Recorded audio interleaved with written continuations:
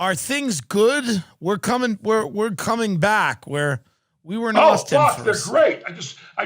I was at Target with my girlfriend. Yeah. And I'm walking around without a mask, having a good time.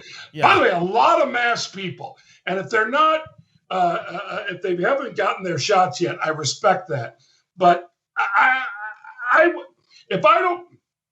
wore the mask religiously, and I just as much when I don't have to, out of respect to other people, even, I ain't wearing the mask. Yeah. So it's like, I mean, my attitude the whole time with the mask was it's about respect for other people. Yes. Nothing more, nothing less. Yes. That's all it is. Right. Agreed. Yeah. Yeah.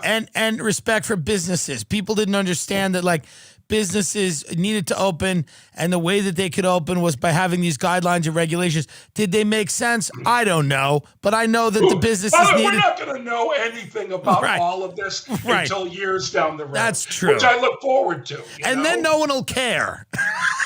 By the way, yeah, no one will emotionally care. It'll just be interesting. Someone's bound to make a great doc or write a great book.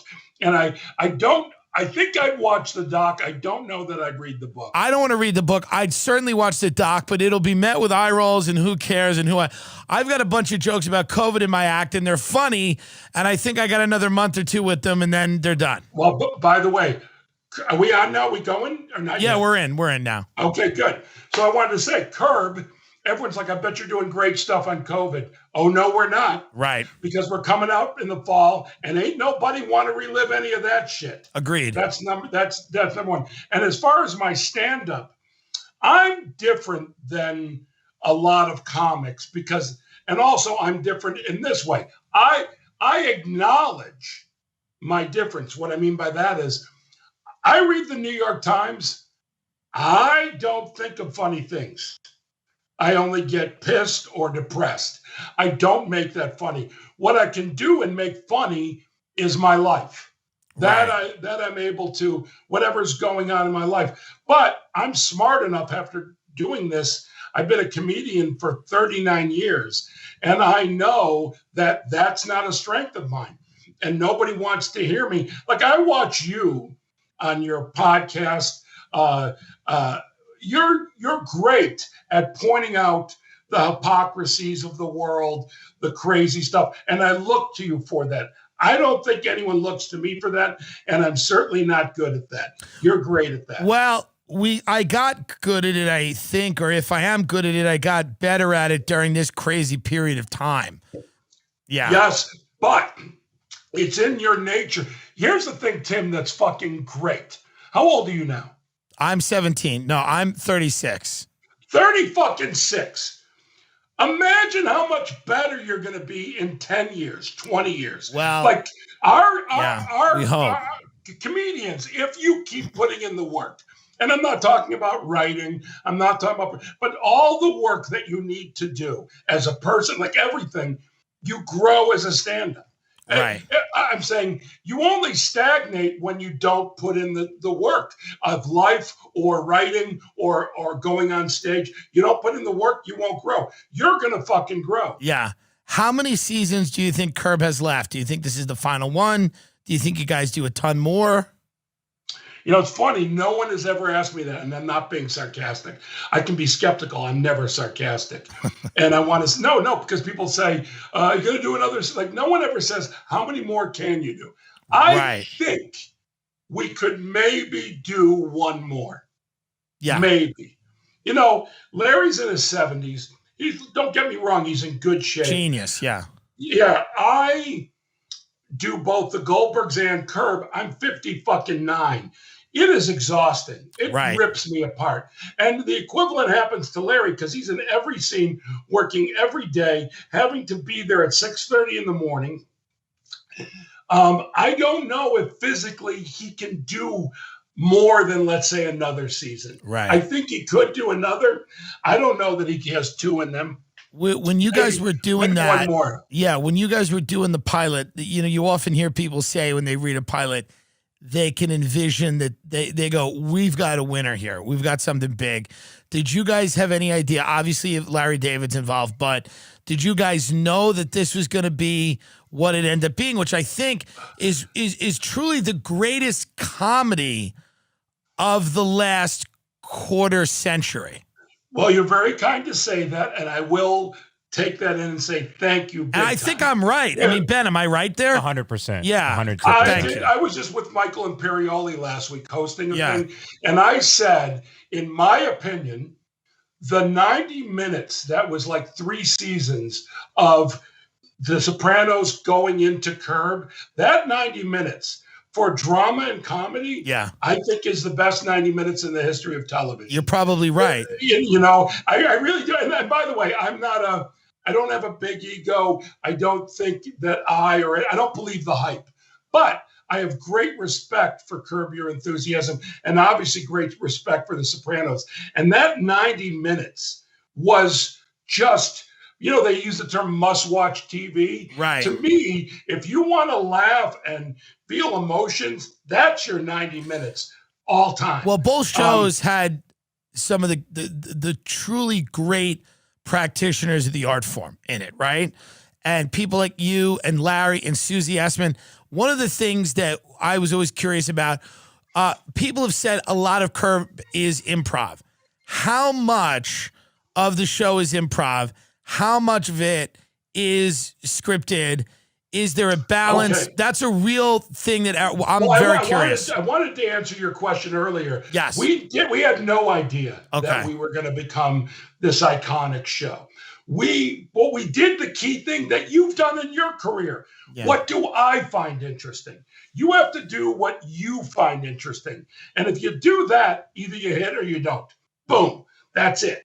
But that's the only way to hit in a big way, is to be yourself. So we did a show that we thought was funny.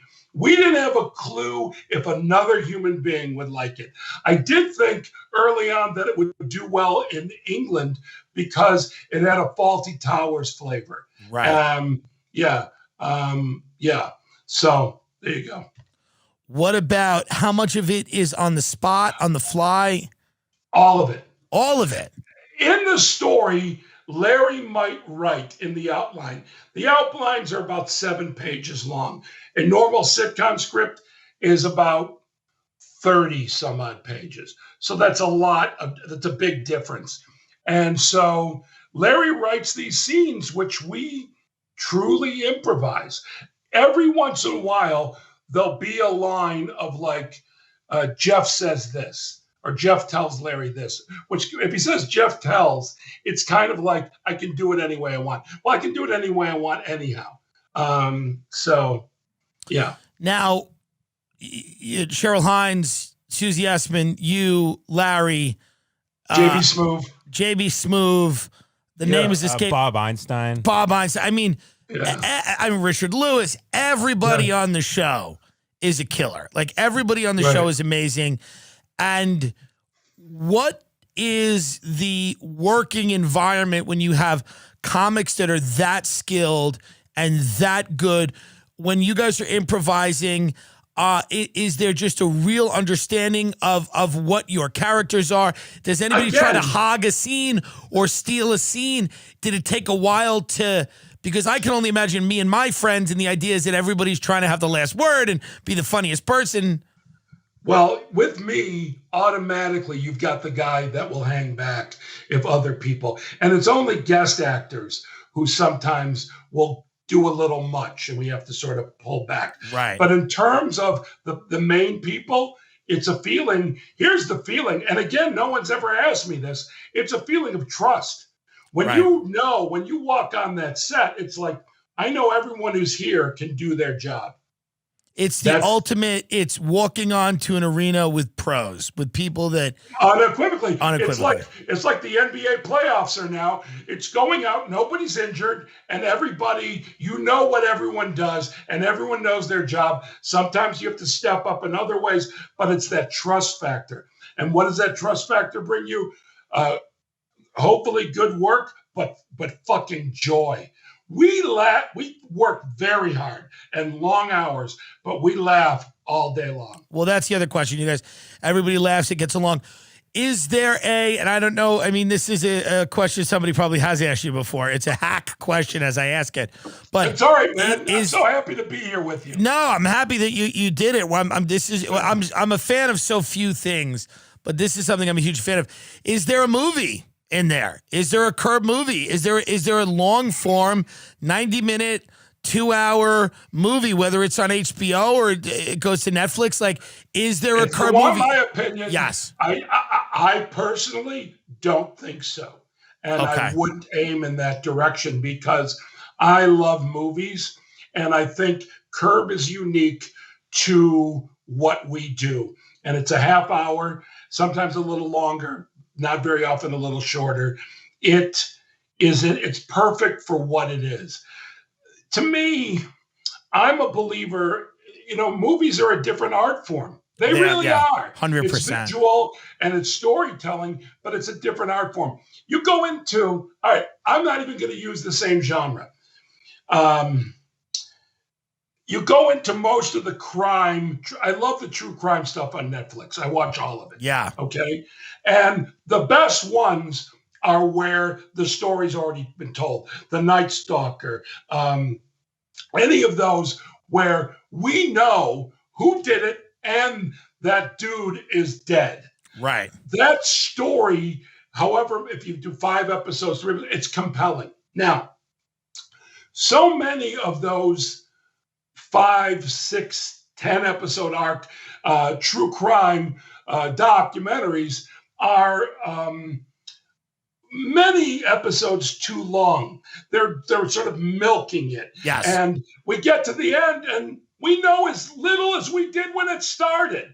And it's something that could have been truly, I'll even give them credit. I won't even say a half hour. It could have been an hour long. And we would have gotten the same. Yes. Like there was one recently about the hotel downtown and the woman that disappears. Yeah, no one cared. I watched it. I said the same thing. It could have been an hour. It could have been a podcast episode. Yeah. So what I think we realize about Curb is it's perfect as a half hour. Maybe on occasion, a special hour if it's right. But in general, you don't want to be making movies out of this. It's the same thing. There's nuance to everything that's great, I think. And then, for example, what was great about Sopranos was they hired real directors. It wasn't like the writers are going to start directing. What was the other thing where Breaking Bad, Better Call Saul, Vince Gilligan directs some of the episodes. But mind you, he's a great director. Right. But there's nuance between being a showrunner / writer and being a director. Yeah. So it's the same thing. Whatever it is, if you go with it, you're always going to serve yourself and serve the people watching. Who directs Curb? Is it one person or do you have rotating Well, now it's been Jeff Schaffer, who's one of the producers, this year. Actually, he directed every episode. Last year we had half Jeff Schaffer, half a bunch of great women directors, and then in the past we've had other directors and stuff. It's look, it's Larry David's voice, right? And in TV, it's just as long as my job is to get. When I'm doing a scene with Larry David, I'm not trying to be funny. He writes the scenarios; they're funny. My job is to help get Larry David's story on the screen in the best way possible. Well, what's so great about what you do and what your character does, what I think Ben does here, is that when you put something, you add something, you don't do it all the time, but it's always gold. It's always perfect. It always moves the scene to where it needs to go. It's pivotal. It's never excess. That's why I was curious about how much of it is written, how much of it is because and do people try and run away with it? Nope. Right. Every scene we listen to one another where Richard Lewis and Bob Einstein were a little bit different. They would look over the scene and Richard would actually write notes to himself. And we'd do a scene and we'd have to steal the notes away from him because we want him to be present. Right. But he wanted to have funny quips ahead of time. Right. Bob Einstein, a lot of times, I would say, what are you doing? Because he wanted to just be so damn funny, which he was. I mean, But he one would of the think comedic. funniest people on that show, without question. Bob, JB Smoove, amazing. Yeah. And Susie.